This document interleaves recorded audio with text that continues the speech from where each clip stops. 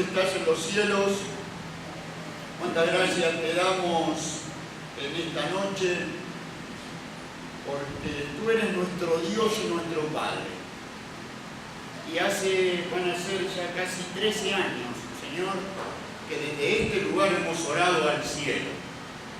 Desde este lugar nos hemos unido los hermanos,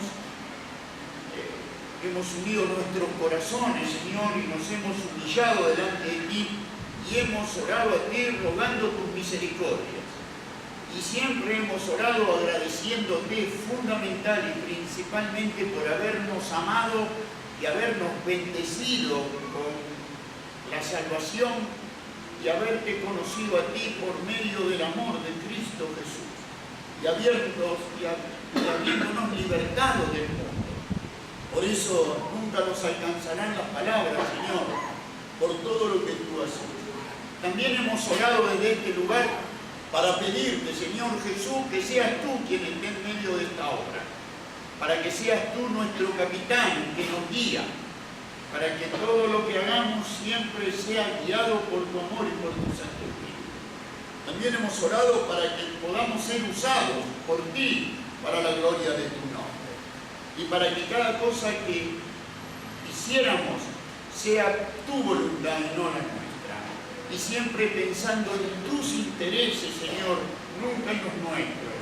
Por eso rogamos y suplicamos para que el afán y la codicia y el orgullo y todas esas cosas de las cuales tú nos libraste del mundo no invadan nuestro corazón. Por eso siempre nos hemos humillado, diciéndote, Señor, henos aquí, úsanos para la gloria de tu nombre. Por eso una vez más oramos. Oramos porque tenemos un año de una gran responsabilidad al tú confiarnos tus niñitos, tus ovejitas, aquellos que mañana serán los que llevarán tu palabra, y aún los jóvenes, y aún a los hermanos que hemos de enseñar en este tiempo del discipulado y de las reuniones. Por eso te pedimos, Señor Jesús, que nos guardes, que nos guíes, que bendigas a los hermanos que manejan los ómnibus, a las maestras de escuela dominical, y que bendigas toda esta obra, Señor, que hemos hecho siempre entendiendo que lo hemos hecho bajo tu voluntad. Por eso rogamos tu bendición y tu protección, Padre Santo. Y bendice a cada uno de mis amados y queridísimos hermanos y hermanas, a todos los que estamos acá y aún los que no están reunidos también, para que podamos seguir trabajando juntos, unidos en un corazón, y sabiendo humillarnos y ser sumisos los unos a los otros. Por eso, Padre Santo, que siempre el amor invada nuestro corazón para que podamos soportar la exhortación. Por eso, Padre Santo, ayúdanos, para que podamos seguir luchando hombro con hombro, codo con codo, y podamos seguir luchando todos por tu causa y defendiéndonos los unos a los otros y amándonos. Señor, perdona mis pecados y los pecados de cada uno de mis hermanos y hermanas que ahora están acá reunidos. Y lávanos con la preciosa sangre de Cristo Jesús. Y ahora queremos encomendar esta reunión a tu gracia, a tu palabra y al poder de tu Santo Espíritu. Y rogarte que hables a cada uno de nuestros corazones para confrontarnos con la realidad de tus pensamientos. En el nombre de Cristo Jesús. Amén. Amén. Bueno, vayan los niñitos arriba. Vayan los niñitos con cuidado, que algunos hermanos cuiden en el costado. Suban todos. Y nosotros vamos a abrir en el libro de Éxodo.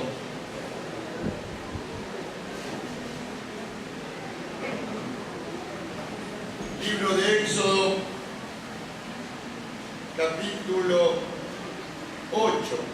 Estamos hablando sobre las plagas que cayeron en Egipto, pero más que hablando de las plagas, estamos hablando de lo que significa, escuchen bien, luchar contra Dios, oponerse a Dios.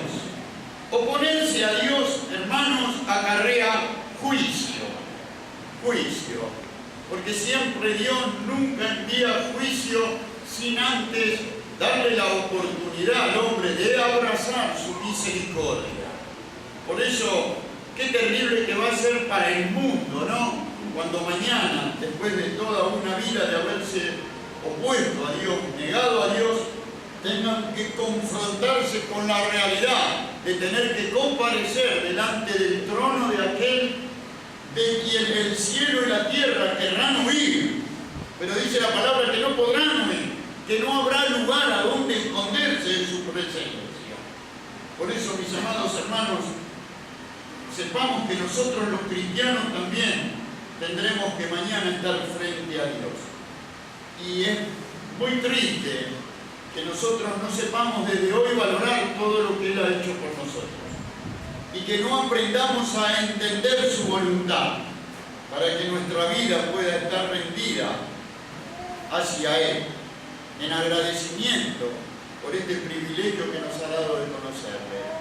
Tomamos el ejemplo de Faraón, rey de Egipto, de todo lo que hizo para tratar por todos los medios de retener a Israel. ¿Se acuerdan? No se olviden que Israel llegó a Egipto por mano de José y Jacob y sus 12 hijos, y ahí Israel comenzó a crecer y a multiplicarse hasta llegar a ser una nación que llegó un momento que Faraón tenía tanto miedo por la cantidad de cientos de miles de israelitas que decidió la muerte de todos los varones. ¿Se acuerdan? Cuando Faraón mandó matar a todos los niñitos, que ahí nació Moisés, que fue guardado por su mamá y su papá, lo escondieron por 3 meses, y cuando no lo podían esconder más, lo largaron en el río, luego de haber calafateado, ¿no?, una arquita, y lo largaron a la providencia de Dios. Y cómo Dios guardó a este líder, ¿no?, a Moisés, que hizo que ese mismo niñito que fue recogido por la hija de Faraón volviese a las manos de la madre de Moisés. Y la madre de Moisés fue la que lo crió, luego la que lo educó. Y de esa madre piadosa nació un gran libertador, como fue Moisés, hasta que Moisés fue enviado, llegado el tiempo, luego de que Dios preparó a su siervo, lo envió a Egipto para librar a Israel. Había llegado el tiempo a donde todos los poderes de este imperio que era Egipto, que retenían a Israel, sean rotos, sean destruidos, para dar libertad al pueblo que Dios había escogido, del cual, no se olviden, nacería el Cristo. Pero claro, Faraón no quería dejar libre a Israel, de ninguna manera si eran sus esclavos. Pero el hecho de querer retener a Israel bajo su dominio, bajo su esclavitud, le llevaba a oponerse a aquel que había decidido la libertad de Israel, como era Jehová. Faraón no conocía a Jehová, pero empezó a tener esa relación a través de Moisés. Y Faraón se negó a reconocer el poder de Dios. Se negó a reconocer la soberanía de Dios. Se negó a dejar libre a su pueblo y se opuso a Dios. Y horrenda cosa es caer en manos del Dios vivo, dice la Biblia. Todos aquellos que luchen contra Dios se verán siempre derrotados. Siempre a la corta o a la larga uno habrá de sufrir los juicios. Entonces, ¿para qué luchar contra Dios? Ustedes saben, hermanos, que naturalmente no solo el incrédulo lucha contra Dios. El mundo trata por todos los medios la ciencia de desterrar el nombre de Dios, de arrancar el nombre de Dios. Si ellos pudieran, agarrarían el nombre de Dios y lo sepultarían. Si pudieran hacer desaparecer la Biblia, la harían desaparecer. Pero están luchando contra Dios. ¿Cuánto ha hecho el diablo para hacer desaparecer la Biblia? Pero entonces Dios mentiría si la hubiera hecho desaparecer el diablo en aquel versículo que dice, no, los cielos y la tierra pasarán, pero mi palabra no pasará. O sea, la palabra de Dios permanecerá para siempre. No hay forma, porque Dios lo estableció. La cuestión es que el faraón se oponía, y cuando vio que no podía más luchar contra Dios, trataba de alguna manera de convencer a Israel para de alguna manera poder ejercer dominio sobre aquellos a quienes Dios quería libertar. No se olviden que Egipto es una figura del mundo, Faraón es una figura de Satanás, Israel es una figura del hombre que está cautivo bajo el poder del diablo, a quien Dios le quiere libertar. Una vez que el hombre viene a Cristo y le acepta como su Salvador, deja de ser del mundo. deja de pertenecer a los dominios de Satanás, pero sigue viviendo en el mundo. No somos del mundo, pero vivimos en el mundo. Pero tenemos que vivir en el mundo como extranjeros y peregrinos. La cuestión del cristiano es eso.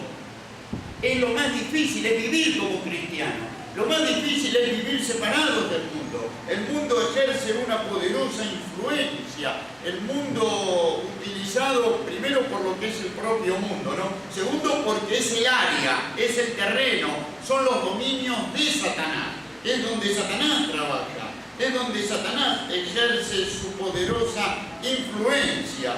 Entonces él tiene ventajas en el sentido sobre nosotros, porque nosotros en un tiempo éramos del mundo.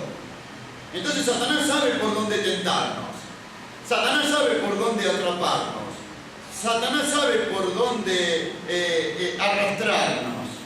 Y eso es lo difícil para nosotros. O sea, no sería difícil si nosotros conservaríamos la continuidad de poder vivir en comunión con Dios.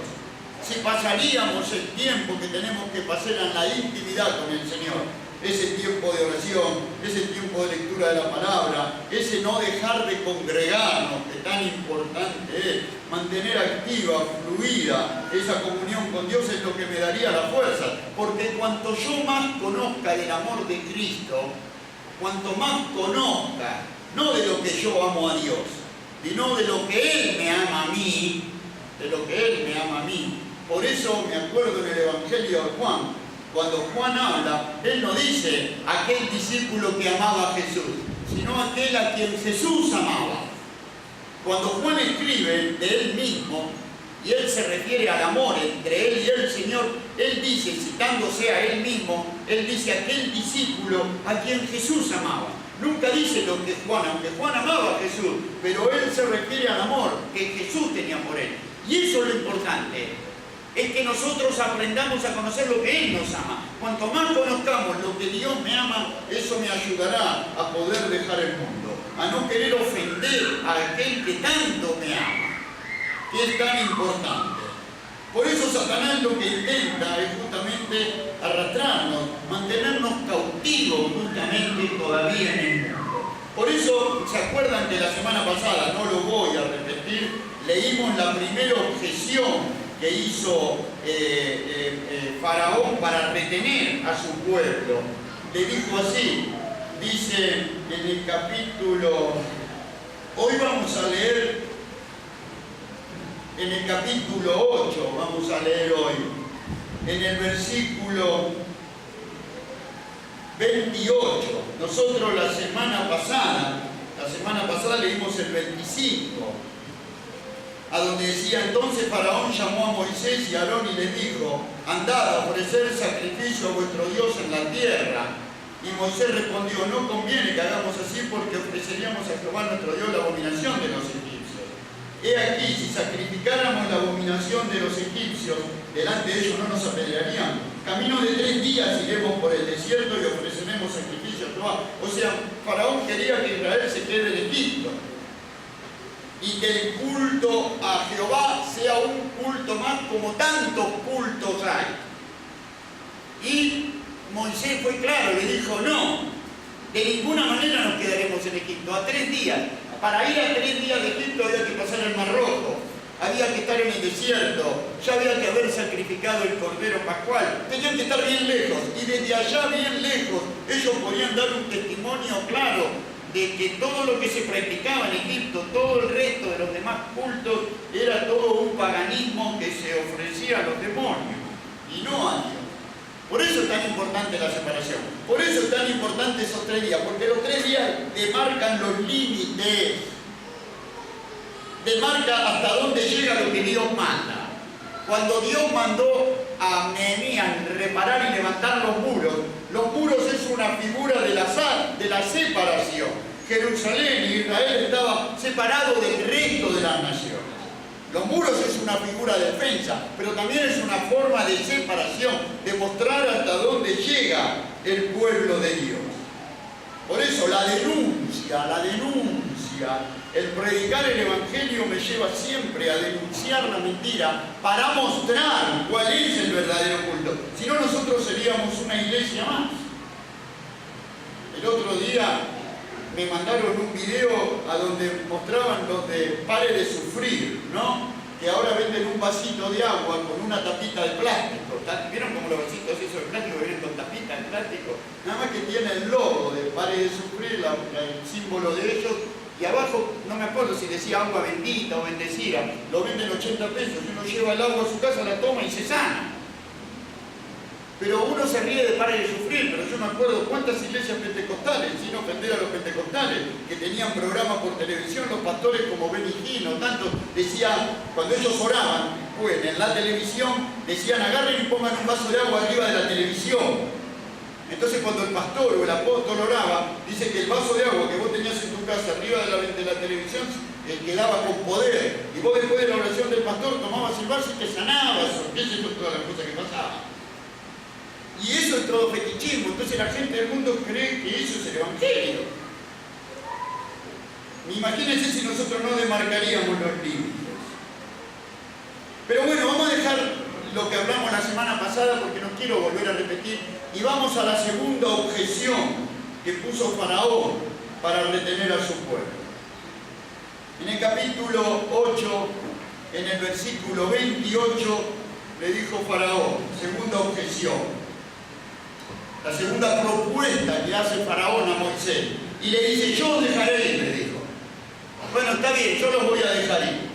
Para que ofrezcan sacrificios a Jehová, vuestro Dios, en el desierto. Contad, les dijo, que no vayáis más lejos. Orad por mí. Es interesante ver esta segunda objeción. Porque Faraón veía que no podía retener a los israelitas en Egipto.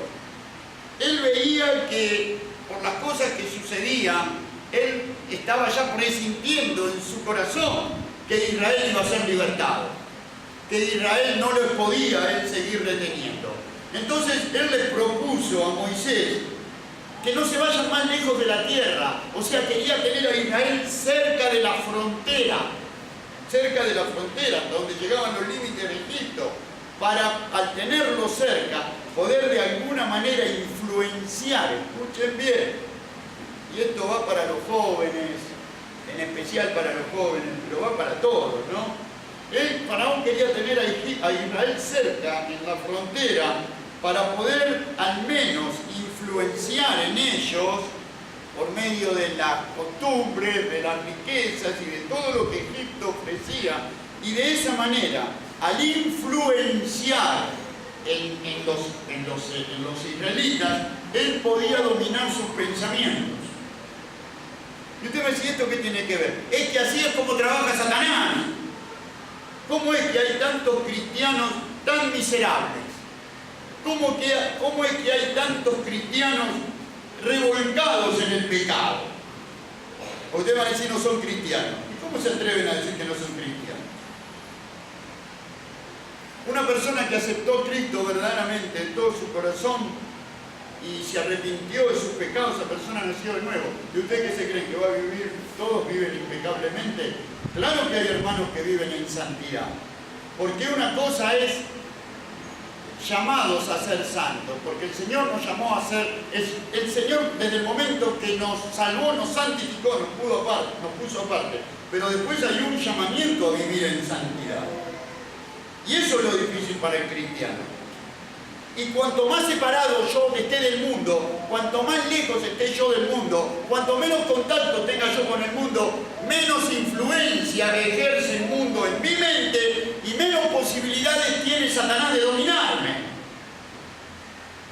¿Por qué Satanás nos domina? Y porque el mundo ejerce una poderosa influencia sobre nosotros. Porque hay cristianos que están en la frontera. ¿Qué quiere decir en la frontera? En la frontera entre el mundo y el cielo. Entre cristianos, o sea, quieren ser cristianos, aman ser cristianos, han aceptado a Cristo como su Salvador. Son como los israelitas, Pero el diablo no quiere que vos pases la frontera. El diablo no quiere que vos vivas como un ciudadano celestial. El diablo quiere que vos estés en la frontera, a un pasito. Un día vivo en el mundo, un día vivo en Cristo. O sea, estoy ahí en el límite. Entonces, al vos estar en el límite, queriendo ser cristiano, pero sin dejar de disfrutar del mundo, porque ¿cuántos cristianos hay? Y todos, hermanos, en el fondo nos pasa. Yo también soy cristiano y también cuántas veces quería disfrutar del mundo y no me privaba de disfrutar del mundo. Y cuántas lágrimas, cuánto sufrimiento, cuánto me costó librarme de esa influencia poderosa que ejerce Satanás y ese dominio que ejerce sobre los cristianos, porque todavía el mundo está arraigado en el corazón. Por eso, Faraón quería tenerlo cerca a Israel, ahí en la frontera, porque si se iban a 3 días, ¿cómo iba a ser para conquistarlos? Pero si los tenía cerquita, ahí en la frontera, en cuanto él podía, nuevamente los iba a conquistar. Y así Satanás es con los cristianos. Por eso es tan importante, a veces dice, vos sos un extremista, vos ya te fuiste al otro extremo. No, no es que nos fuimos al otro extremo, es que si vos querés vivir como cristianos, tenés que estar en el otro extremo. Punto. O somos de Dios y servimos a Dios, o seguimos ahí en la frontera. En la frontera. Un día, el domingo, vengo a la iglesia, en la semana me paso de la frontera, me vengo para este lado del mundo y disfruto de todo lo que el mundo me da. Y Satanás es la más grande victoria que él obtiene con aquellos cristianos que hoy viven como cristianos y mañana vuelven al mundo. Porque aquellos que vuelven al mundo, hermanos, después de haber parecido que en algún momento lo abandonaban, hacen mucho más daño a la causa de Cristo que si nunca hubiesen salido del mundo. Y ustedes van a decir, ¿por qué? ¿Y saben por qué digo esto? Porque es como decir así, escuchen. Es como que uno, porque no se olviden que nosotros como cristianos, si el Señor hubiera querido salvarnos y listo, llevarnos al cielo, nos hubiera llevado directamente. Pero no nos lleva directamente al cielo, ¿por qué? Porque Él quiere que nos quedemos en el mundo como testigos fieles de su amor. Entonces, ustedes imagínense esto. Uno da un testimonio y le comenta al mundo, a sus amigos, y le dice, yo probé las cosas divinas. Yo probé lo que significa ser cristiano, pero me di cuenta que las cosas del mundo son mejores y que me satisfacen más. Eso es lo que nosotros decimos cuando venimos a Cristo y después le abandonamos. Es como decir, bueno, sí estuve en la iglesia, es muy lindo, está todo bárbaro, pero al final el mundo me gusta más. Al final el mundo me atrae más. Y esto es un golpe terrible, hermanos, para los que no conocen a Cristo y para los que nos ven. Ellos ven que nosotros abandonamos el mundo por Cristo, pero ahora ven cómo abandonamos a Cristo por el mundo. Es como decir, bueno, me arrepentí, vuelvo al mundo porque es más lindo. Aunque vos digas, no, pero yo nunca quiero abandonar a Cristo, pero el hecho es el testimonio que damos. Ese es el problema. A nosotros en los fines de semana nos ven, por decir así, no malinterpreten, con el traje de cristiano. Y en la semana nos ven con el disfraz de mundanos. Y eso es lo que quiere Satanás. Ese es el hecho de cuando Faraón vino y le dijo a Moisés, vayan y ofrezcan sacrificios, pero en la frontera. No se vayan más lejos. Segunda de Pedro, capítulo 2.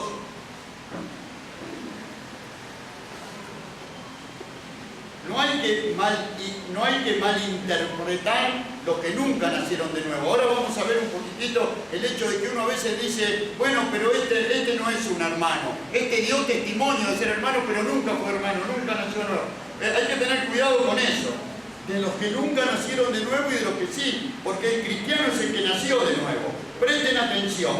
Capítulo 2, versículo 20. Ciertamente, estamos hablando acá, yo voy a leer primero el texto, lo voy a sacar para sacar una aplicación espiritual fuera de su contexto. No malinterpreten. Después lo vamos a leer en el contexto en el que Pedro habla, porque Pedro en este capítulo 2 está hablando de todos aquellos que parecían, que dieron un testimonio, pero que nunca nacieron de nuevo. Él está hablando de lo que no, pero yo voy a citar acá el ejemplo de aquellos que sí son cristianos, aunque no se refiere Pedro a esto, pero quiero aprovechar las palabras que él usa. Escuchen bien: ciertamente, si habiéndose ellos escapado de las contaminaciones del mundo por el conocimiento del Señor y Salvador Jesucristo, enredándose otra vez en ellas, o sea, otra vez en el mundo, son vencidos. Y el postrer estado viene a ser peor que el primero, porque mejor les hubiera sido no haber conocido el camino de la justicia que después de haberlo conocido volverse atrás del santo mandamiento que le fue dado. Y esto pasa con muchos cristianos, pero no es este el caso de los cristianos. Acá Pedro se refiere a los que tuvieron conocimiento de la verdad, pero nunca se convirtieron. Y usted va a decir, ¿y cómo usted se atreve a decir eso? Y por lo que dice el versículo 22, porque dice: les aconteció lo del verdadero proverbio: el perro vuelve a su vómito y la puerca lavada a revolcarse en el cieno. O sea que el puerco nunca dejó de ser ¿qué? Puerco, nunca fue oveja.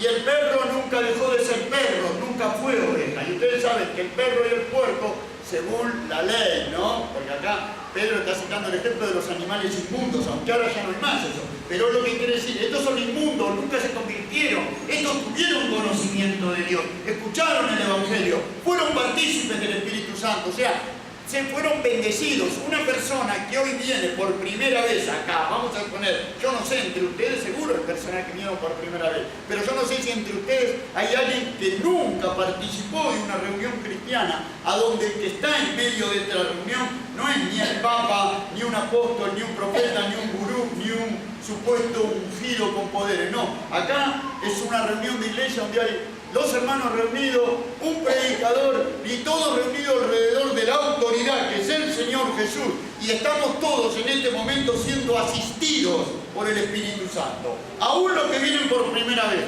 sin ser cristianos, en este momento están participando del poder del Espíritu Santo, porque el Espíritu Santo está hablando a tu corazón. Entonces vos después salís de acá y te vas saliendo escuchado el Evangelio. Pero resulta que después te vos escucharte el Evangelio y te pasa lo del perro, volvés al vómito, volvés al barro, no te interesó.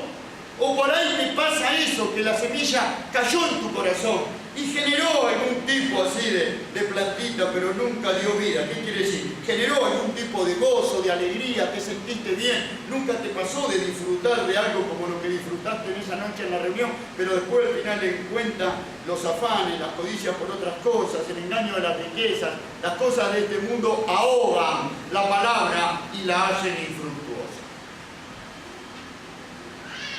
Por eso es importante, hermanos, y esto va para los hermanos, estar dispuesto cuando uno viene a Cristo a abandonar por completo el mundo. Es un proceso largo, es un proceso de mucho tiempo, pero tiene que haber porque ¿saben lo que ve Dios? Ve el corazón, y Dios ve el corazón, y cuando ve un corazón dispuesto a obedecerle, Dios hace la obra de poder en tu vida. A veces nos cuesta tanto dejar el mundo que tenemos que entender que si hay un hijo desobediente, el padre tiene que disciplinarlo, tiene que castigarlo, tiene que hacerle pasar por cosas muy feas. Y cuando Dios ve que hay en nosotros un corazón dispuesto a amarle y sabe que somos sinceros, pero el mundo todavía sigue ejerciendo una poderosa influencia y nosotros no tenemos el valor, el coraje de plantarnos de rodillas, de luchar, porque hay una parte en nosotros que es la que nos da Dios, que es el coraje para luchar contra el pecado, contra el mundo, contra las tentaciones. Tenemos que aprender a sufrir, tenemos que aprender a negarnos a nosotros mismos, tenemos que aprender a crucificar la carne. Entonces cuando no lo hacemos, Dios nos tiene que empezar a apretar las clavijas y ahí empiezan las pruebas, vienen las enfermedades, viene la miseria, viene la enfermedad de un hijo, la pérdida de un hijo, viene la pérdida de la familia, los problemas en el trabajo. Y uno dice, ¿y por qué todo esto? ¿Y por qué? Porque vos no querés dejar el mundo. A veces escuchamos a los padres quejarse por sus hijos, quejarse por esto, quejarse por los otros. ¿Y vos, como hijo, cómo es tu vida delante de Dios? ¿Qué clase de, antes de ser padre, no te olvides que sos hijo de Dios? ¿Qué clase de respeto? ¿Qué clase de obediencia? ¿Qué clase de sumisión tenemos a Dios? Por eso hay que decidirse a estar 3 días de camino, bien lejos de Egipto y del mundo, para poder servir al Señor. Ser vecinos de Egipto, hermanos, ser vecinos del mundo es peligrosísimo, peligrosísimo, y más en el mundo que hoy vivimos. Ustedes vieron el terror, hermanos, porque a mí que no me digan que no, están todos con un pánico, con un terror, por un mosquito así chiquitito. Miren cómo Dios, con una cosita así chiquitita. Hoy leía el diario El Territorio, creo que las 3 primeras páginas fueron dedicadas al mosquito. En todos lados se están dedicando a hablar de un mosquito. Y dicen que el mosquito cada vez se hace más poderoso. Parece Sansón el mosquito. Pero están todos asustados. ¿O no? Sí. Más vale que sí. Y el susto es parte de la poca confianza en Dios. Miren que los judíos iban a estar asustados en Egipto cuando invadieron las ranas, cuando invadieron los piojos, cuando caía el granizo del cielo, cuando todo se cubrió de tinieblas, cuando las aguas se convirtieron en sangre, cuando esa noche pasó el ángel de la muerte matando a los primogénitos. Miren si algún judío iba a tener que tener miedo o desconfianza. Pero cuando uno es vecino del mundo, el mundo, escuchen, porque a veces escucho a los hermanos que hablan de Macri, que hablan de este, que hablan del otro. Está bien, lógico. No a mí que me importa Macri, qué me importa Scioli, qué me importa Cristina, qué me importa quién gane. Si yo no dependo ni de Macri, ni de Scioli, ni de Cristina, nosotros dependemos de Dios. Y entonces, ¿por qué ese mundo ejerce una influencia tan poderosa sobre tu vida? Y porque estás en la frontera, hermano. Y Satanás ejerce una poderosa dominio sobre tu mente. ¿Y sabes por qué te puede dominar en tu mente y en tu corazón?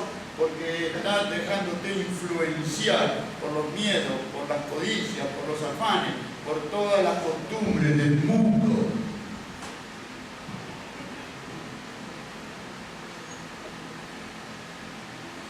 ¿Saben por qué también es peligroso ser vecinos de Egipto? Porque muy pronto cruzarás la frontera y te vas a olvidar de Cristo. Por eso no seamos débiles, sino tomemos posiciones, hermanos, decididas y firmes. Como dijo Pablo, con Cristo estoy juntamente crucificado, basta. Y ya no vivo yo, mas vive Cristo en mí. No seamos débiles. Al faraón, hermano, le iba a ser imposible seguir a Israel allá 3 días de camino en el desierto. Pero sí le hubiese sido fácil conquistarlos si los tenía en la frontera. Y así a él le cuesta poco conquistarnos a nosotros si todavía seguimos ahí en la frontera. Colosenses capítulo 3, versículo 1.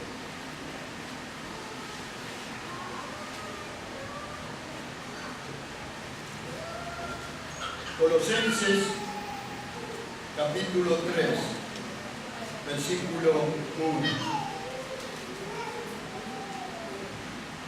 Si pues, ¿quieren leer el 20, el 2:20 primero? Nada más una frase, nada más una frase, no quiero entrar acá en el tema de las religiones, pero una frase. Pues si habéis muerto con Cristo, ¿ven? Si ya hemos muerto con Cristo, si ya le pertenecemos al Señor, en cuanto a los rudimentos del mundo, ¿por qué como si vivieseis en el mundo, ven? Y listo, ahí nomás. Si hemos muerto con Cristo, ¿por qué seguimos siendo ciudadanos como si viviésemos en el mundo? Nos seguimos sometiendo a los rudimentos y a la costumbre del mundo.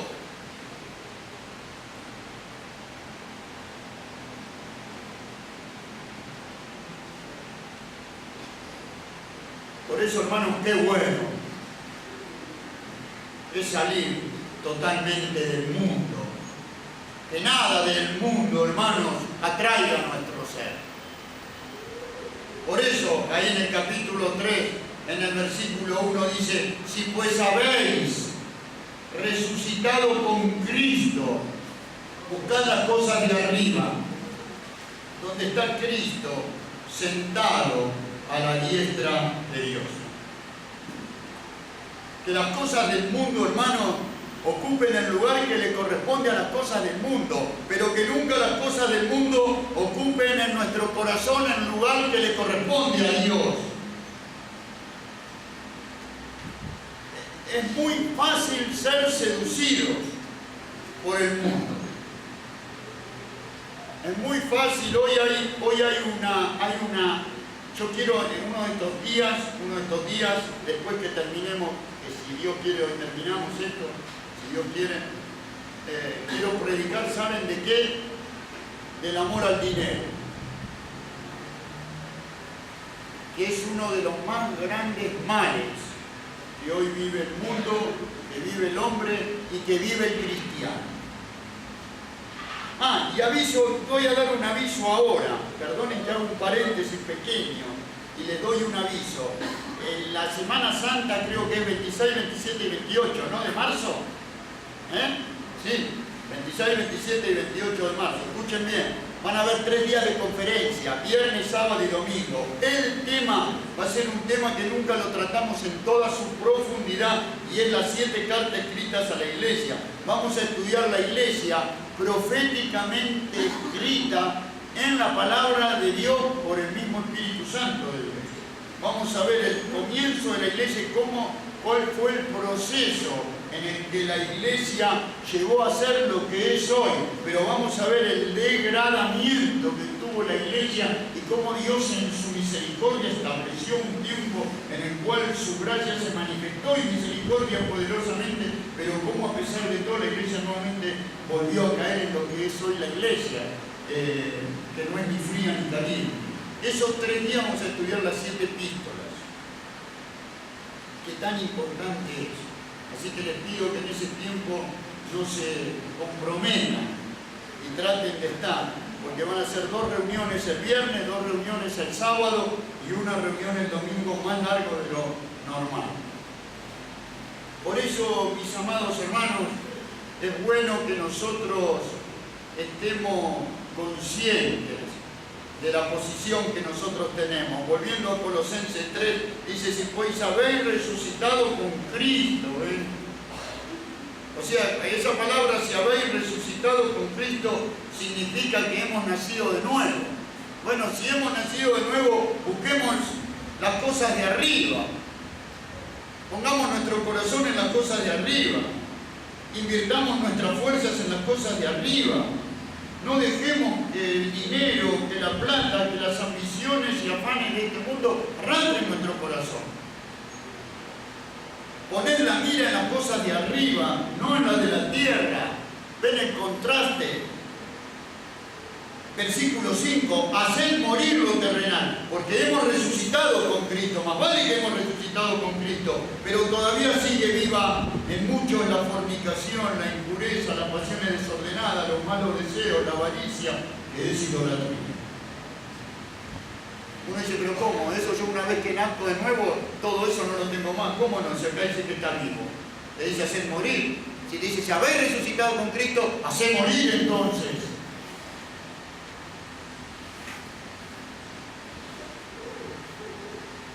Pero esto no se puede realizar humanamente, hermanos. Esta no es una lucha que se realiza con la carne, porque la carne nunca va a luchar contra la misma carne. Solo puede llevarse a cabo esto considerándose como muertos con Cristo y resucitados con Él. El hombre es justificado delante de Dios por el sacrificio de Cristo y separado del mundo. Entonces es una lucha que se realiza solamente con el Señor. Por eso es tan importante el congregarse. Por eso es tan importante el venir a la cena del Señor. Por eso es tan importante. ¿Saben por qué muchos no quieren venir a la cena del Señor? Porque no quieren dejar el pecado.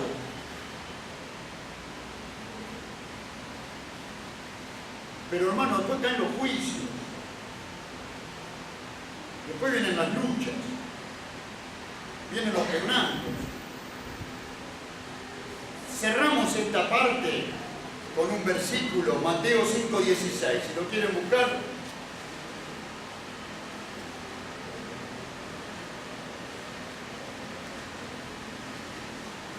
Y ahora voy a tocar un tema muy importante que va a afectar a los padres y a los jóvenes.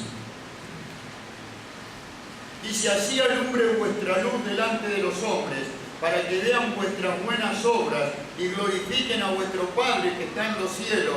Mateo 5:16. Así alumbre vuestra luz delante de los hombres. Delante de los hombres, porque tenemos que ser luz para que vean vuestras buenas obras. Y nuestras buenas obras tienen que llevar a que nosotros seamos glorificados. No, y glorifiquen, dice, a vuestro Padre que está en los cielos. Éxodo capítulo 10, vamos a la tercera objeción de Faraón. Ya saben, entonces cerramos esta segunda objeción con que no es bueno ser vecinos del mundo. Y no se olviden que ser vecinos del mundo es tener amigos del mundo, y seguir compartiendo con la gente del mundo la mesa, la comida, nuestro corazón. Éxodo capítulo 10.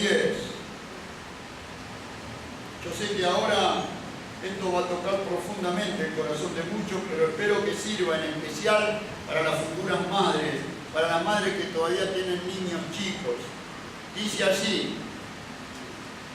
capítulo 10, versículo 8: y Moisés y Aarón volvieron a ser llamados ante Faraón, el cual les dijo: andad y servid a Jehová vuestro Dios. Ven que él siempre dice: bueno, vayan, pero siempre, porque no les puede al final retener, no les puede sostener. Y Satanás, frente al poder de Dios, no puede retener a los que son salvos. Porque la salvación no se pierde, hermano. Una vez que somos de Dios, punto. Ninguna oveja, dice el Señor, es arrebatada de mi mano.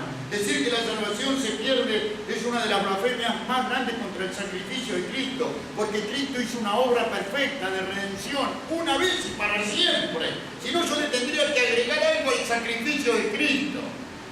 Nada se le puede agregar al sacrificio de Cristo. El que está en Cristo no vendrá a condenación. Entonces Faraón dice: Moisés y Aarón volvieron a ser llamados ante Faraón, el cual le dijo: andad, servid a Jehová vuestro Dios. Y entonces la pregunta que le hace Faraón a Moisés es: ¿quiénes son los que han de ir? Entonces Moisés respondió: hemos de ir con nuestros niños, con nuestros viejos, con nuestros hijos, con nuestras hijas, con nuestras ovejas, con nuestras vacas hemos de ir, porque es nuestra fiesta solemne para Jehová. Y él le dijo: así sea Jehová con vosotros. ¿Cómo os voy a dejar ir a vosotros y a vuestros niños? Le dice. Mirad cómo el mal está delante de vuestro rostro. No será así, le dijo Faraón. Id ahora vosotros, los varones, servid a Jehová, pues esto es lo que vosotros pedisteis. Y los echaron de la presencia de Faraón. Como diciendo: bueno, vayan ustedes a servir, pero los niños se quedan acá en Egipto. Y fíjense cómo nuevamente el enemigo procura dar un golpe de muerte al testimonio que los israelitas debían rendir a Jehová. Los padres en el desierto, escuchen, adorando a Jehová, y los hijos en Egipto. Es como decir, los hermanos ahora en la iglesia, alabando al Señor, y los hijos en el boliche, en el mundo. Es lo mismo. Es lo mismo. Y muchos de ustedes me van a decir: pero nosotros no lo podemos evitar ahora. Claro, a veces ya es demasiado tarde. A veces lamentablemente tenemos que cosechar. A veces muchos vinimos a Cristo de grandes, cuando ya nuestros hijos eran grandes. Y muchas veces me dicen: Daniel, ¿hasta cuándo voy a seguir orando? Voy a seguir hablando a mis hijos para que mis hijos dejen el mundo y vengan a Cristo. Y hermano, vas a tener que seguir sembrando bien, vas a tener que seguir luchando de rodillas, vas a tener que seguir combatiendo por medio de la oración y con tu testimonio, sembrando bien. Pero yo estoy sembrando bien, pero la mala cosecha, la mala siembra fue hecha durante muchísimos años. Y a veces los hermanos se creen que se convierten a Cristo y en un año ya los hijos tienen que salir del mundo y todo el hogar va a cambiar. No, hermano, hay que levantar la mala cosecha. Y hasta que no termines de levantar el último granito de lo que sembraste mal, no vas a poder cosechar lo bueno.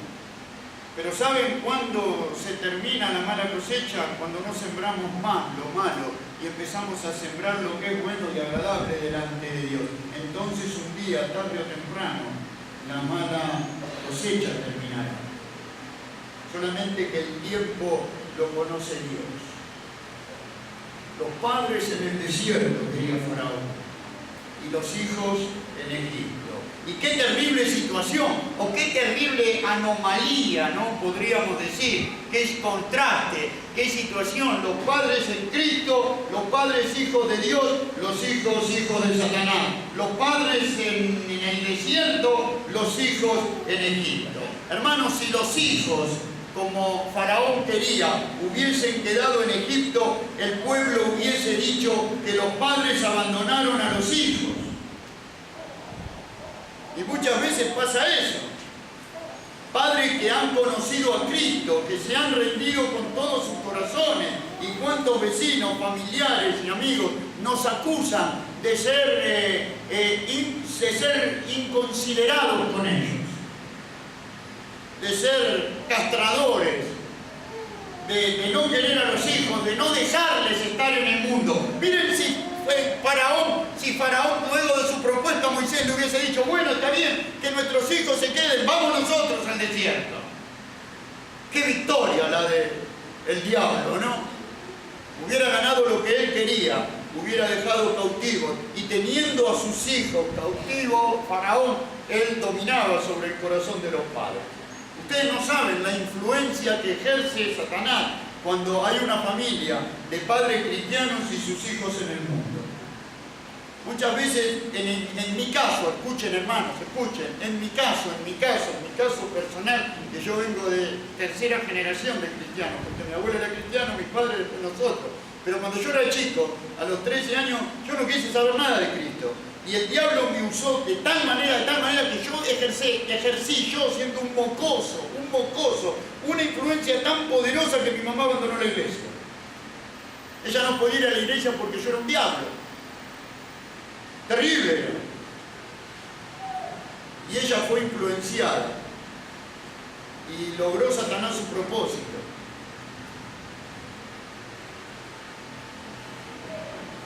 Por eso el diablo hubiese dicho, si los hijos quedaban en Egipto, que parte de Israel sirve a Jehová y la otra mitad sirve a Faraón. Y acá hay algo importantísimo en esta noche para todos los padres cristianos, inclusive para mí también, porque yo soy papá también. Nada más que mis hijos ya son todos grandes, todos mayores. Ya nuestro tiempo, por decir así, de la mayor responsabilidad, no es que terminó, cuidado, no es que terminó, pero ya fue hecha. Porque mientras los hijos son menores, hay un doble de responsabilidad. Nosotros tenemos el inmenso privilegio como cristianos, hermanos, de poder contar con la ayuda de Dios para procurar el bien de nuestros hijos y para criarlos como dice Pablo. Abran ahí en Efesios 6:4.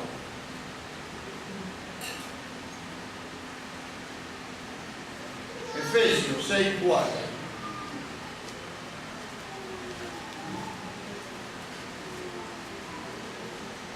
Y vosotros padres, no provoquéis a ira a vuestros hijos, sino criadlos en disciplina y amonestación del Señor.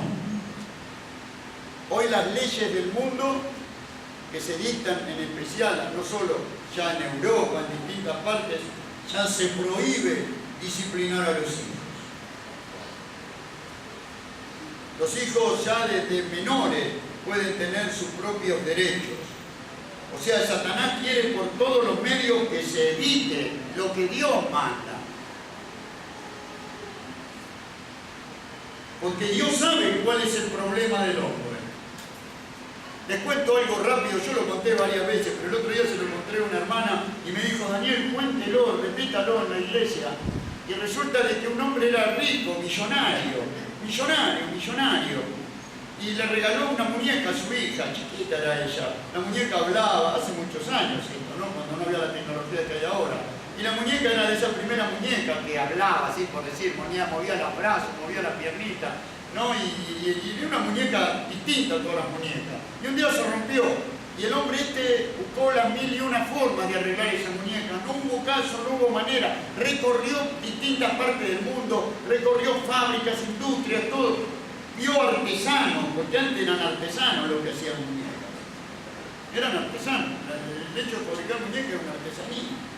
Y el hombre no logró arreglar nunca. Y le trajo 10.000 muñecas a la hija. Y la hija nunca quiso ninguna porque quería esa muñeca, no quería otra. Ya estaba enamorada de su muñequita y la muñeca no andaba.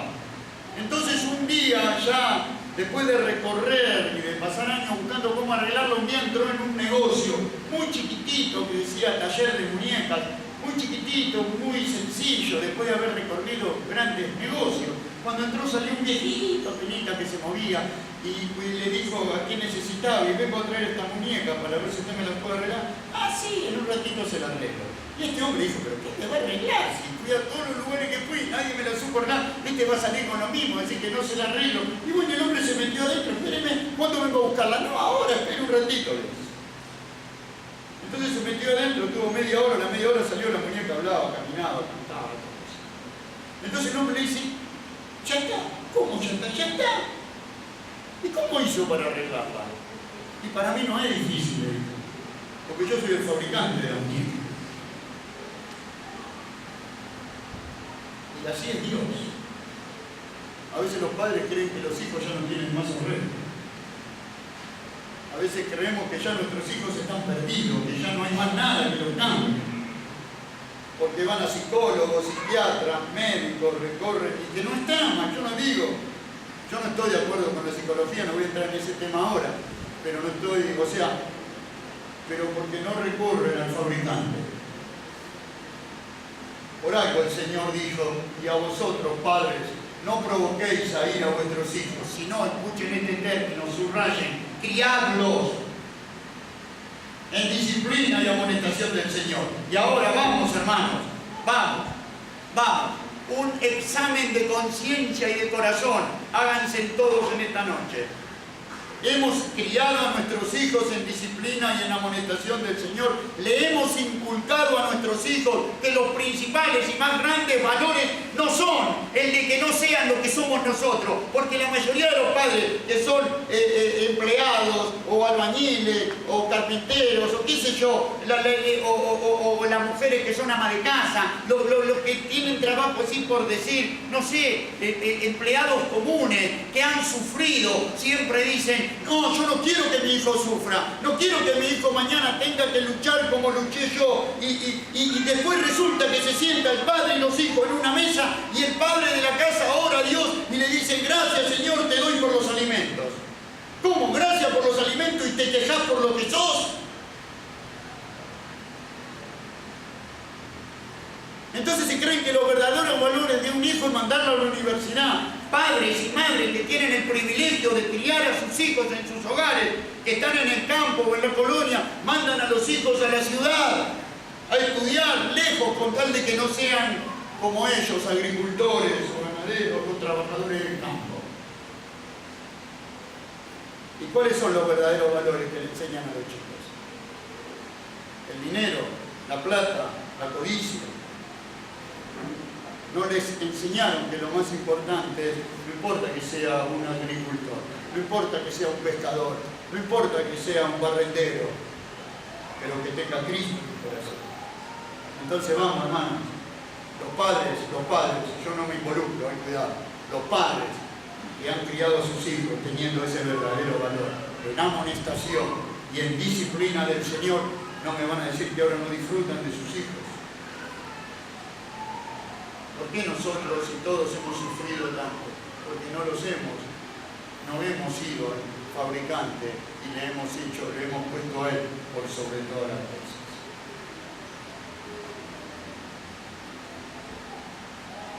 Por eso, qué enorme privilegio que tenemos nosotros de poder criar. Miren, hermanos, rápido, rápido, en especial las mujeres ahora, presten mucha atención, las mamás que tienen ese privilegio en el íntimo ámbito silencioso, privado de sus hogares, de formar esos niños, como tenemos un ejemplo. Vayan en 1 de Samuel, capítulo 1, tenemos el caso tan maravilloso de Ana.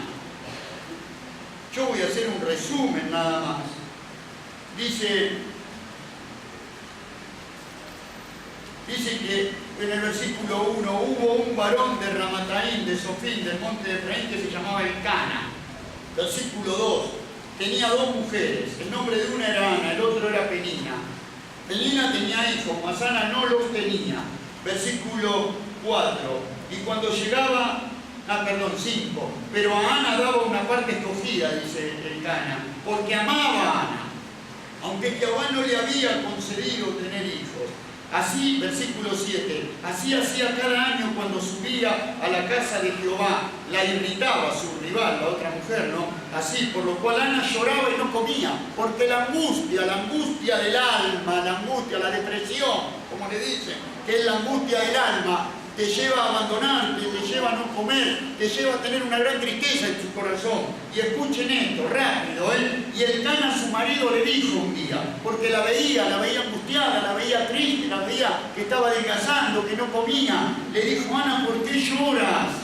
¿Por qué no comes? ¿Y por qué está afligido tu corazón? ¿No te soy yo mejor que 10 hijos? Porque a veces las mujeres se creen que son más importantes los hijos que el esposo.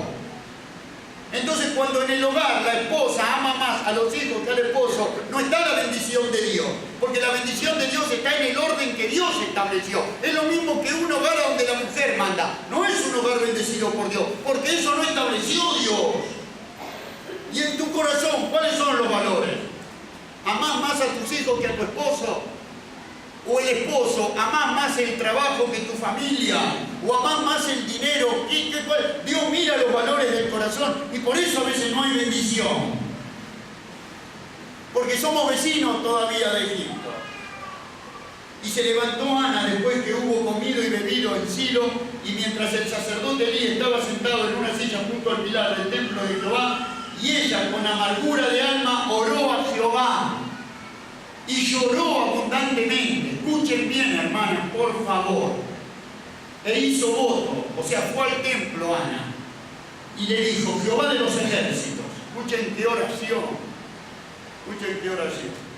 Jehová de los ejércitos, si te dignares mirar a la aflicción de tu sierva, y te acordares de mí, y no te olvidares de tu sierva, sino que dieres a tu sierva un hijo varón, yo lo dedicaré a Jehová, subraye, todos los días de su vida, y no pasará navaja sobre su cabeza. Mientras ella oraba largamente delante de Jehová, Elí estaba observando la boca de ella. Pero Ana hablaba en su corazón, porque Ana cumplía, como dice Pablo, la mujer calla en la congregación, porque no le he permitido hablar, así como la ley lo dice. Ana fue y oró de acuerdo a la voluntad de Dios, en su corazón, porque en el templo nunca le era permitido a la mujer ni ser sacerdotisa, ni ser sacerdota, ni ministrar en la presencia de Dios. Eso era solamente para Aarón y sus hijos. Como hoy en la iglesia, por eso la mujer se cubre y permanece en silencio, porque lo manda la Biblia. Pero Ana fue y oró. Y pasó el tiempo. Y cuando llegamos al versículo 26, ella volvió después de un tiempo. Y ella dijo: oh Señor mío, lo vio de vuelta a Elí, al sacerdote. Y le dice: vive tu alma, Señor mío, que yo soy aquella mujer que estuvo aquí junto a ti orando a Jehová. Por este niño oraba, y Jehová me dio lo que pedí. Yo pues lo dedico también a Jehová. Todos los días que viva será de Jehová. Y adoró allí a Jehová. Hay algo en el intermedio de esto, de la petición de Ana y la respuesta de Dios, porque todo esto comienza, ¿por qué? ¿Por la qué? Por la oración. Por la oración. Porque fueron al fabricante a exponer su corazón quebrantado. Ana fue a orar, Ana no comía, Ana estaba angustiada, Ana estaba que se estaba muriendo por dentro por esa tristeza. Pero antes que Jehová le dé el niño, luego de orar, miren lo que dice el versículo 17. Antes de que nazca el niño, Elí respondió y le dijo: ven en paz, y el Dios de Israel te otorgue la petición que has hecho. Y ella dijo: halle tu sierva gracia delante de tus ojos. Y se fue la mujer por su camino. ¿Y qué dice? Y comió, y no estuvo más. ¿Por qué no estuvo más triste? ¿Por qué? Porque fue delante de Jehová, entregó su carga, entregó su aflicción, y la fe puesta en el verdadero Dios, a quien ella nunca había visto, le hizo descansar en paz. Y ahí es más, la amargura fue entregada en las manos de Jehová, y ella volvió contenta, y Dios le otorgó la petición de su corazón. Pero cuidado, hermano, todo fue por la oración, pero ella, Dios conocía el corazón de Ana, y cuando le nació ese único hijo, ese primogénito hijo, ese único hijo varón, porque siempre hablamos de Abraham, ¿no? Cuando fue, pero esta era Ana, y Ana fue con su único hijo varón, y se lo entregó a Jehová, después que lo destetó, cuando ya no podía dejar, fue, luego que lo destetó y le dijo a Elí: acá está el niño que yo pedí, que yo le prometí a Dios que se lo ofrecería a él, para que le sirva a él, y dice que lo entregó, y luego que lo entregó, miren lo que dice el capítulo 3, versículo 19, dice: y Samuel creció, y Jehová estaba con él, y no dejó caer a tierra ninguna palabra de ninguna de sus palabras. Y todo Israel, dice, desde Dan hasta Berseba, conoció que Samuel era fiel profeta de Dios. Porque esta mamá, desde que nació, de antes de nacer su hijo, empezó a orar a Dios. Y eso es lo que tienen que hacer ustedes, queridos jóvenes. Eso tienen que hacer ustedes, mamás o chicas que todavía no tienen hijos, o que tal vez piensan en casarse. Ayer fue el cumpleaños de mi nietita, cumplí 1 año, y qué lindo que son los niñitos, como son tan chiquitos. Yo estoy orando a Dios para que esa niña esté santificada,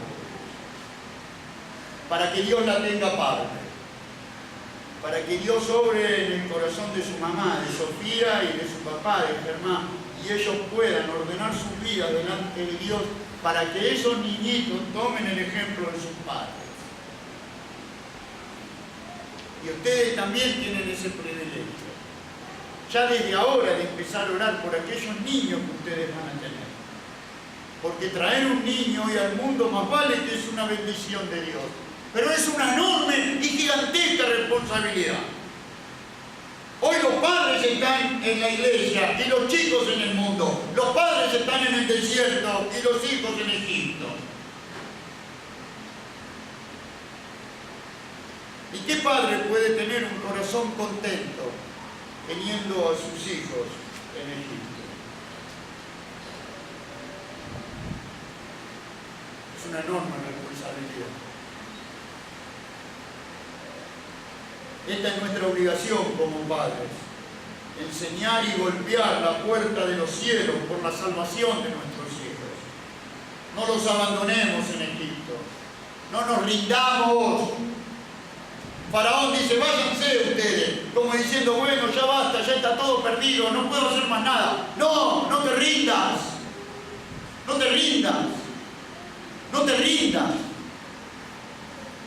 Eso es lo que quiere Satanás. Que dejes de orar. Cuando una madre, un padre, una iglesia ora, el infierno tiembla, hermanos. No dejes de orar.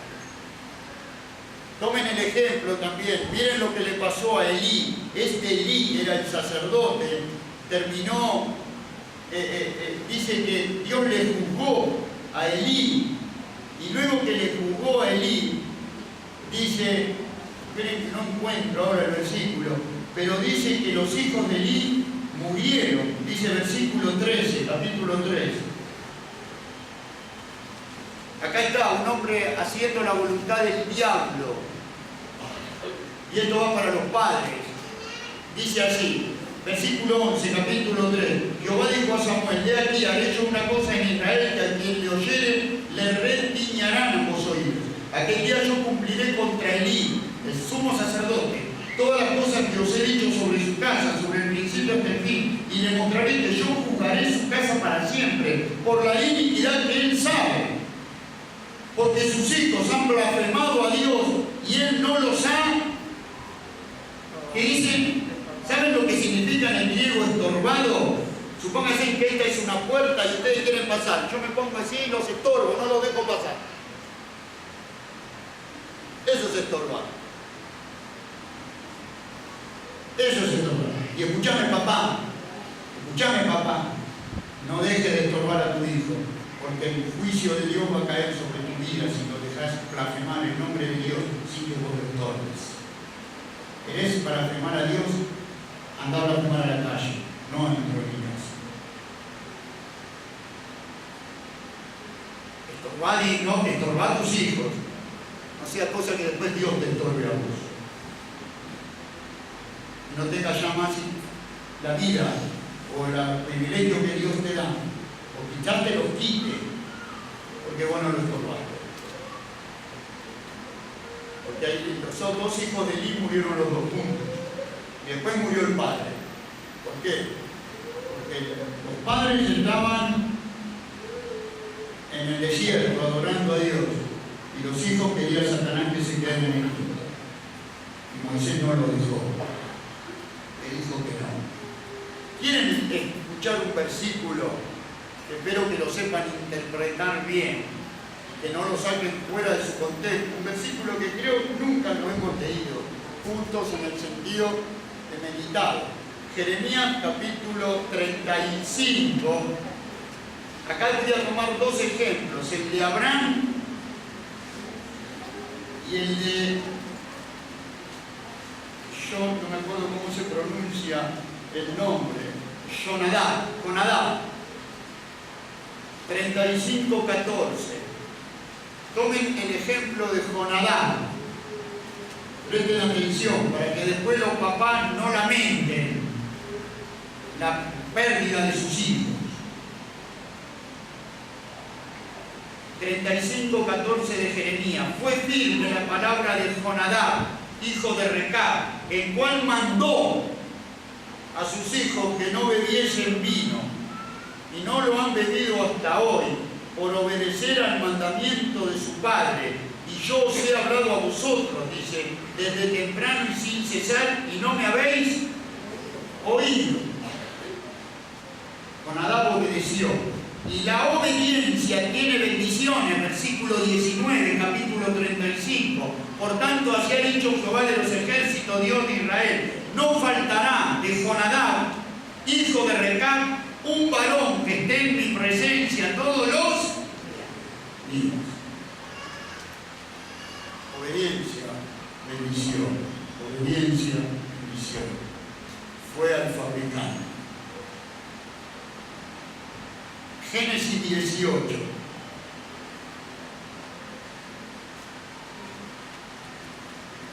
Faraón quería que los chicos, y el diablo quiere que tus hijos se queden.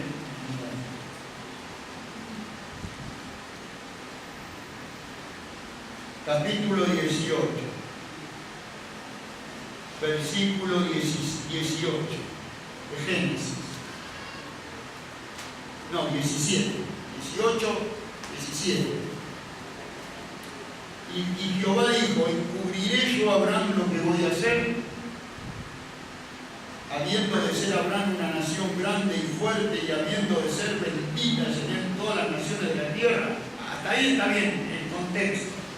Pero ahora vamos al versículo que nos interesa. Puntualmente esta primera frase. Porque yo sé, entre paréntesis, Abraham, que mandará a sus hijos, no le dejarás a lo que quiere. Aunque hay un momento que uno no les puede detener, pero por lo menos que sepan cuál es nuestra posición,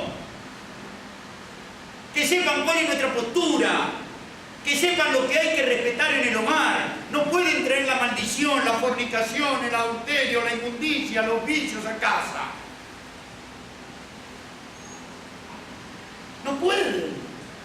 Porque estamos blasfemando a Dios y amando más a nuestros hijos. A veces hay padres que por miedo a que sus hijas o sus hijos se vayan, lo dejan que vengan con sus novios mundanos a la casa.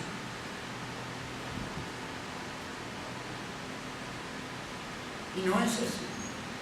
Con todo el dolor del corazón, uno le tiene que decir a sus hijos: vos querés hacer tu voluntad, hacer afuera de casa, no acá.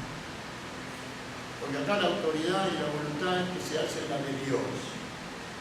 Y Dios para algo puso al padre y a la madre, como la cabeza del hogar al padre y la madre como la columna, por decir así. Yo sé que mandará a sus hijos y a su casa, después de sí, que guarden el camino de Jehová, haciendo justicia y juicio, para que haga venir sobre Abraham lo que he hablado acerca de ti. Yo sé que esto no es fácil para muchos, pero es el tema que me lleva a mí a tener que confrontarnos todos con la realidad de las demandas de Satanás. Satanás siempre quiere, hermano, de alguna manera tenerte. Si no te tiene ahí en Egipto, ofreciendo un culto como ofrecían todos los demás, para que la gente diga: mirá, estos son igual a pared de sufrir, estos son igual a los que se revuelcan por el piso, a los que entran a una iglesia y hablan todo en lengua, oran, uno se revuelca, el otro grita, uno llora, el otro... No hay ningún tipo de orden. Y nosotros acá estamos todos, pero como no decimos nada, porque cuidado, no vas a juzgar, ¿cómo vos vas a denunciar? Dejar que tratan de que te... No, hermanos, hay que marcar los límites. Hay que denunciar la mentira para que la gente sepa lo que es de Dios y lo que es del diablo. No que nosotros seamos mejor, pero la palabra es la que me marca los límites. Es la Biblia la que me marca. Por eso tenemos que estar a 3 días. Y si Satanás no logra eso, quiere que te quedes en la frontera. Y si no logra que estés en la frontera, quiere que estén tus hijos, ya que con vos no puede. Bueno, tus hijos que se queden. Tus hijos. Pero siempre de alguna manera Satanás está tratando, por medio de su demoníaco y diabólico poder, ejercer de alguna manera algún tipo de dominio, de control sobre tu vida y sobre tus pensamientos. Así como demarcamos los límites a los 3 días, nosotros delante del trono de la gracia también tenemos que orar a Dios para mostrar que nuestros corazones dependen de Él, que a veces no podemos nada más que orar, pero la oración hace temblar el infierno. 2 versículos más, vayan a Proverbios, y ya termino, con esto termino, y nos va a quedar la última y 4ª objeción, pero la voy a leer rápido, la última objeción, así está terminando. Vamos a Proverbios un minutito, hermanos. Les digo el versículo, esperen. El primero que vamos a leer es Proverbios 29, 17. No se olviden las mamás del ejemplo de Timoteo que tenemos, de que Timoteo desde la niñez aprendió las Sagradas Escrituras, las cuales lo hicieron sabio desde la niñez. No que los padres se preocupaban por qué universidad iba a ir, por qué carrera iba a estudiar. Sí, más vale, invirtieron toda su fuerza y su dinero en eso, pero hoy los hijos están en las manos del diablo. Porque no se preocuparon por lo más importante, que sus hijos busquen el reino de Dios y su justicia primeramente. En cambio, la mamá y la abuela de Timoteo, sí, 2 de Timoteo 1:5, se preocuparon porque Timoteo, desde la niñez, aprenda las Sagradas Escrituras. Y esa misma piedad que habitó en su abuela Loida, en su madre Eunice, luego se depositó en él. Proverbios, hermanos, capítulo 29, versículo 17. No, perdón, primero... Sí, 29, 17.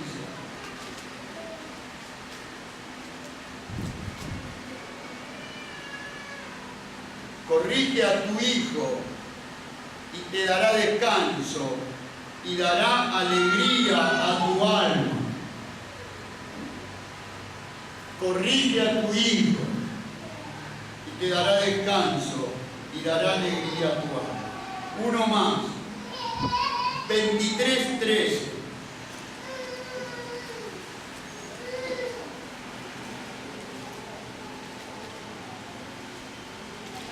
No rehuses, porque la gente se rehúsa. No rehuses corregir al muchacho. Y al muchacho, no estamos hablando del niñito ahora, No rehuses corregir al muchacho, no al niñito. Al niñito también. Porque si lo castigas con vara no morirá. Lo castigarás con vara y librará su alma del Seol. No es fácil. Bueno, hermanos, la última objeción, 5 minutos les prometo, 9:05 termino. La última objeción. Hermanos, quiero decirles algo. Que nuestra bendita porción de Cristo, que esto que nosotros estamos disfrutando ahora acá, sea también la porción de nuestros hijos. Que esto que disfrutamos nosotros, puedan ellos también disfrutar. Última objeción de Satanás y termino. Éxodo 10, 24 al 26. Éxodo 10, 24 al 26.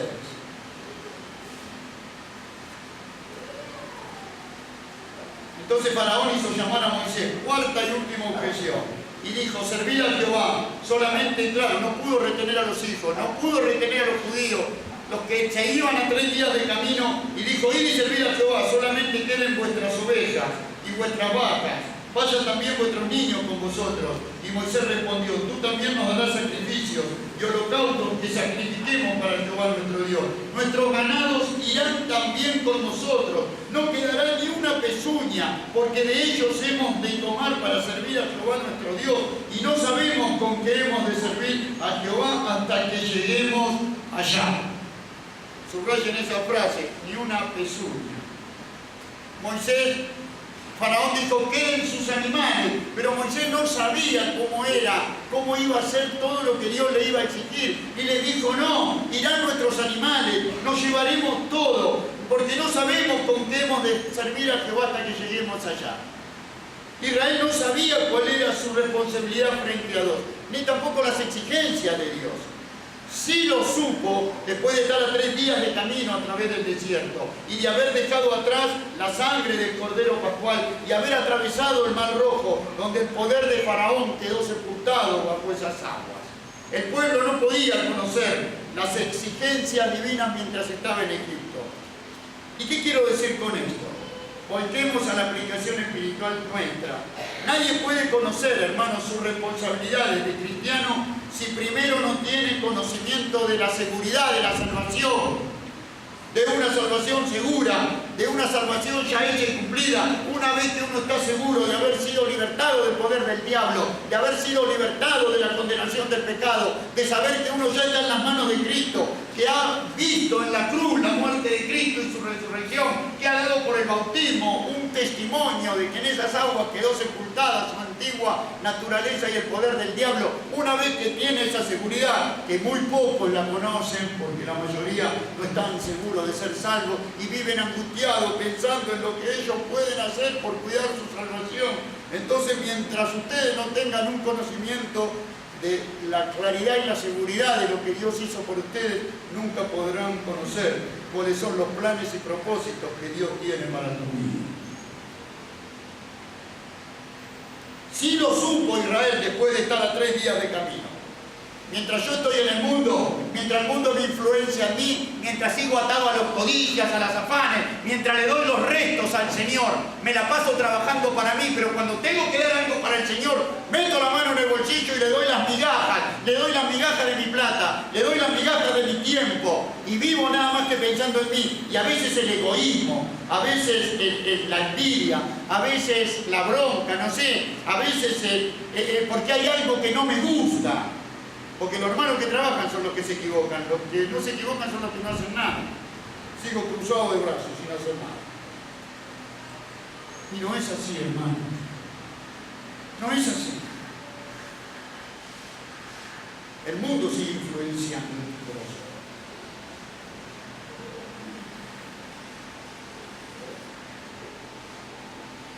Nadie puede conocer sus responsabilidades de cristiano si primero no se separa del mundo. Es necesario primero, para conocer la voluntad del Señor, estar fuera del mundo. Solo entonces conoceremos lo que significa el servicio que debemos dar a Dios. Por la fe entonces podremos disfrutar y entender cuál es nuestro lugar en esos atrios celestiales, o sea, en el cielo mismo. Porque la Biblia dice que bendito sea el Dios y Padre de nuestro Señor Jesucristo, que nos bendijo con toda bendición espiritual en los lugares celestiales en Cristo Jesús. Somos adoradores en espíritu y en verdad. Moisés dijo, no quedará ni una uña nuestra en Egipto. Y hermanos, esas son nobles palabras, porque no puede quedar nada en Egipto que le pertenezca a los hijos de Dios, porque Dios quiere de nosotros todo, cuerpo, alma y espíritu. Todo lo que somos y todo lo que tenemos le pertenece a Él. Pablo dice, porque habéis sido comprados por precio, glorificad pues a Dios en vuestro cuerpo y en vuestro espíritu, los cuales son de Dios. Es nuestro privilegio consagrarnos con todo lo que poseemos a aquel a quien pertenecemos y a quien fuimos llamados a servir desde ahora y hasta el día de la eternidad, hasta que lleguemos allá, al cielo, hasta que lleguemos a ese día. Hoy es nuestro privilegio el poder servirlo con todo nuestro ser, con todos nuestros bienes, con todo lo que es suyo. Cuanto más cerca caminamos de Él y cuanto más íntima es nuestra comunión con Él, mejor comprenderemos que nuestra comida y nuestra bebida es hacer su voluntad. Deja ir a mi pueblo, dijo Jehová, por boca de Moisés a Faraón. El cristiano, hermanos, ha sido rescatado, regenerado y libertado y va camino hacia la patria celestial. Bueno, que esa y solo esa sea nuestra porción, el marchar con la plena convicción de que hemos sido lavados, rescatados y regenerados por la preciosa sangre de nuestro amado Señor y Salvador Jesucristo, a quien sea la gloria en la iglesia, ahora y por siglos de los siglos. Amén. Amén. Oremos.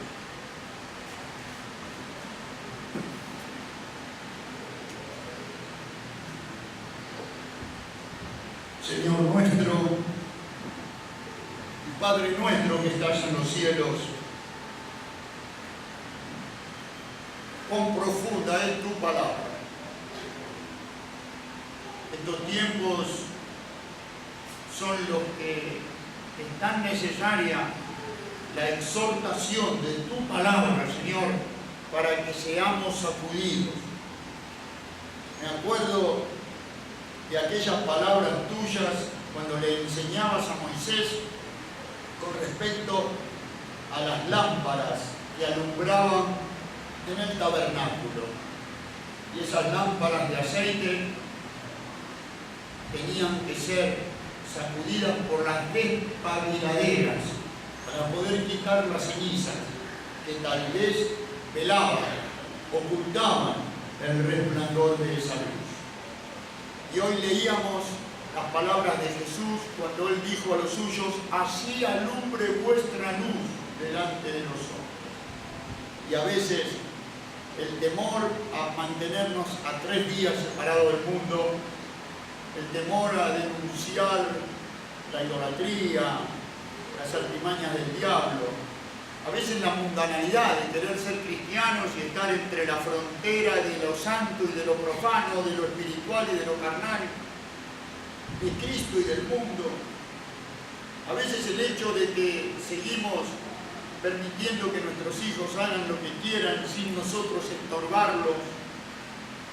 A veces que queremos que nuestros ganados, nuestras riquezas queden todavía en el mundo, porque tenemos miedo de consagrarlas a ti.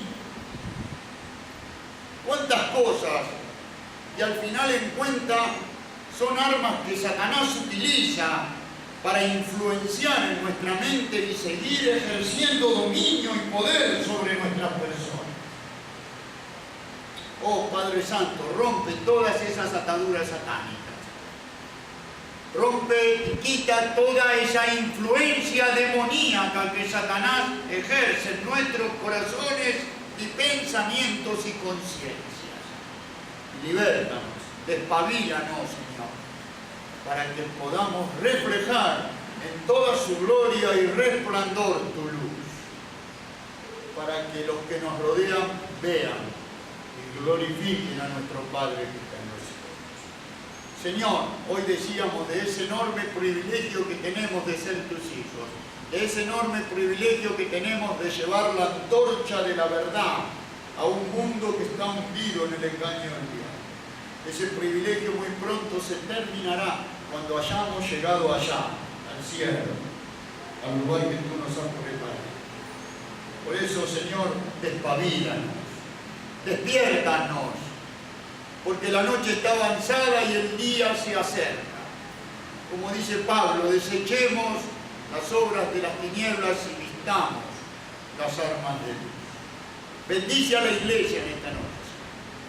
Bendice a la iglesia, despabila a los hermanos, despiértanos, Señor, libértanos de todas esas cosas del mundo que todavía despiertan atracción en nuestros corazones, o aún de la tristeza, del dolor, del rencor de nuestros corazones. Y ayúdanos. Padre, todo lo ponemos en tus manos. Y si hay alguien en esta noche acá que todavía sigue en el mundo, que todavía sigue del lado de los que no han creído, si todavía siguen del lado de los cultos que hay en este mundo, Señor, de esos cultos que te enseñan a amar al mundo, que puedan salir y conocer la verdad. Todo te lo pedimos en el nombre de Cristo Jesús. Amén. Amén. A ver, ¿quién viene por primera vez? Por favor, levante la mano, nada más.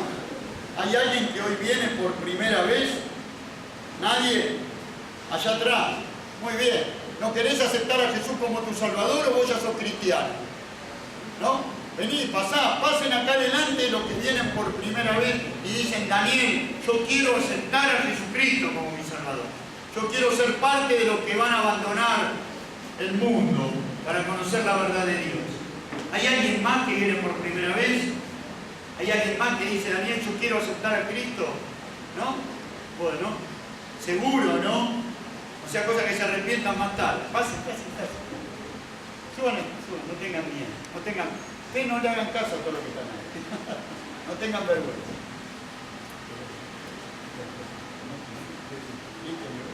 Bueno, les voy a hacer 3 preguntitas, porque si pasaron hasta acá es porque en el corazón de ustedes está por conocer el amor de Dios. No hay nada más lindo que conocer el amor de Dios por medio de su palabra, ¿no? Porque ahí conocemos lo que Él hizo por nosotros. Pero después le tenemos que permitir entrar en nuestro corazón. Que eso es lo que produce los cambios en la vida de Dios. Empieza uno a vivir algo totalmente distinto. Y es como que hay como el ciego, que no veía, y de repente el Señor nos encontró en el Señor y tuvo la vista. Bueno, así sucede espiritualmente. Desde el momento que nosotros aceptamos a Cristo empezamos a entender y a comprender lo que respecto a la vida. Pero para eso hay que arrepentir de sus pecados. ¿Por qué arrepentir de sus pecados? Porque somos conscientes que por nuestra vida ofendimos, porque vivimos totalmente en ignorancia. Y que, bueno, arrepentir de nuestros pecados que aceptamos el perdón que Él nos ofrece por medio del sacrificio que hizo a Galileo, su muerte y su resurrección. ¿Ustedes lo creen eso? Que Cristo murió y resucitó. ¿Están dispuestos a aceptarlo? ¿Sí? Bueno, entonces vamos a una oración. Yo les voy a ir. Pero ustedes no me van a orar a mí. Miren si ustedes creen, señores. Ah, que hay más. Gracias. Pase, Dios. Sube, señor. Muy bien. Su nombre era Lidia y Lorena, ¿no? Lorena. Muy bien. ¿Y su nombre? Beatriz. ¿Ustedes también quieren aceptar a Cristo? ¿Sí? Bueno, ustedes ya son cristianos. Nada más que iban a una iglesia pentecostal, ¿no? ¿No?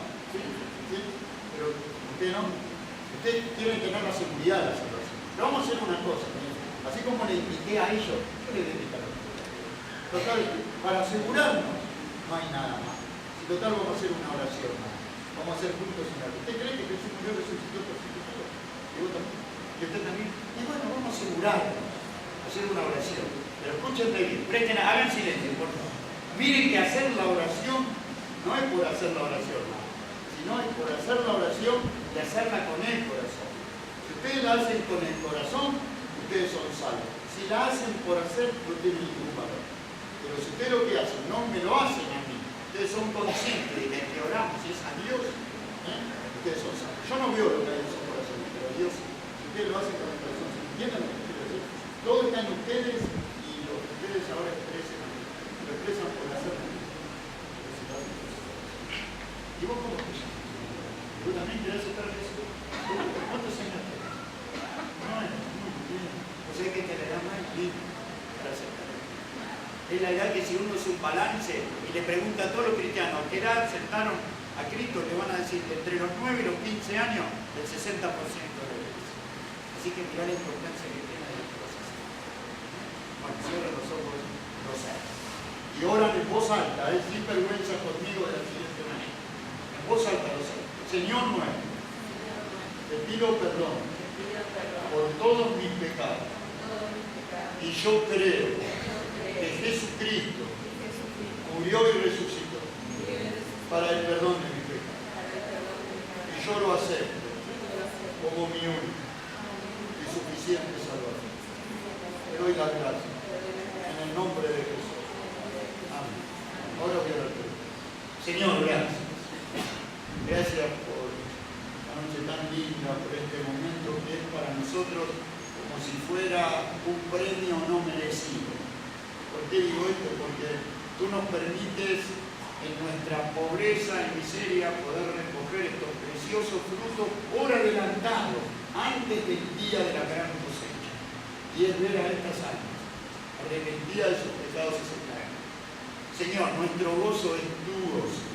Y sabemos que hoy en el cielo hay fiesta cuando pecadores arrepentidos de sus pecados aceptan el amor de Dios.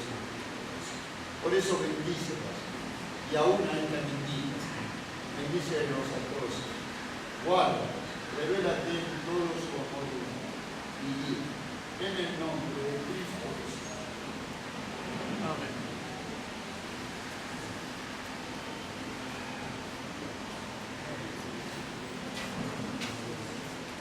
Yo lo que